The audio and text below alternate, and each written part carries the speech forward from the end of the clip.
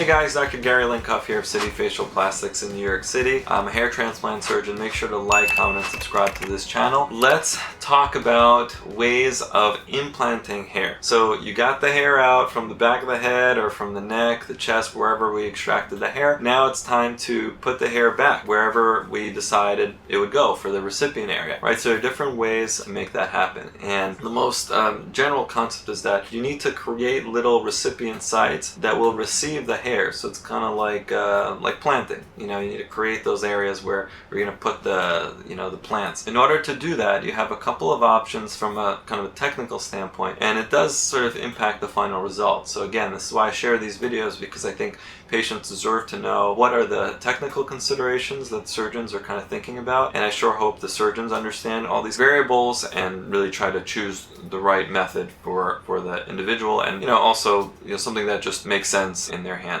In terms of how you can make these recipient areas, recipient sites, what I like to use are blades. And so it's a little tiny blade that has a blade handle, and those blades dull out, so you have to change them out every once in a while, usually a couple blades per procedure, and they have different diameters to them. So the ones I use are usually 0.5 millimeters to 0.7 millimeters. You can either make the blade entry into the scalp with a sagittal type of entry, so like this, or a coronal type of entry. The coronal entry will kind of stay true to its size. So if you do like a 0.7 millimeter, the length of the hole will be essentially about the same, or of the slit.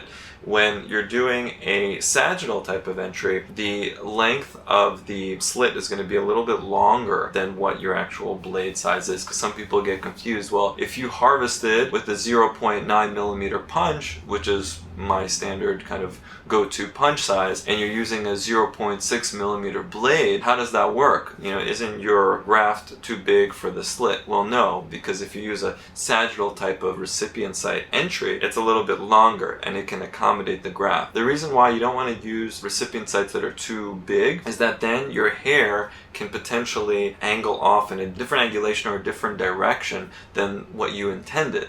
Whereas when I use my sagittal blade, once you make your slit and you put the hair in, it's going to be very true to the way that you design the slit. So those are some of the considerations there. Other people like to use different types of blades, or even needles. There are some clinics that primarily use needles, and that's mostly fine. I find that the blades have a little bit of a tighter, more accurate fit, but you can get great results with needles as well. The other advantage of a blade and a blade holder is that you can get really acute angles. So meaning that instead of having the hair stand up this way, like at a 45-degree angle, there's some sites on the face and the head where you want it angled really flat. So for example, the beard, also the temple area, you want a really flat angulation. It's very hard to get with a needle, so that's why I prefer the blades. So again, just a kind of a little summary on the different ways to create your recipient sites. Once those recipient sites are made,